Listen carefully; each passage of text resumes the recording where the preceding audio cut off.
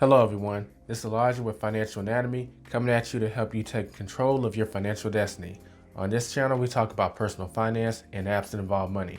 We're going to be covering the OnePay app in this video and showing you how you can block your debit card.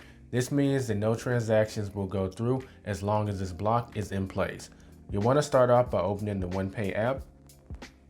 And once you're on the home screen, click on the wallet button at the bottom of the screen. Once you're here, just click on your OnePay debit card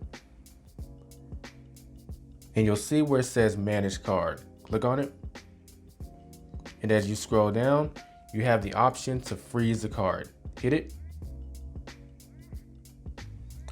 And now transactions on the debit card will not go through. It's important to read this message from OnePay though. Card purchases and ATM withdrawals blocked. Google Pay and reoccurring purchases are still active.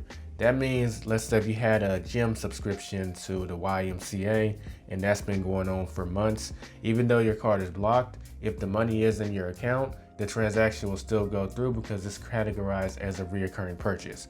If you want to unfreeze your card, just hit the button again. And the card is now unfrozen and all transactions will go through provided you have the money in your account.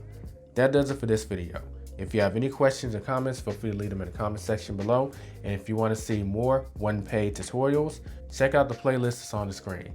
I'll catch you in the next video. Like the video if you found value in it, and don't forget to subscribe if you're new. Now get out there and take control of your financial destiny.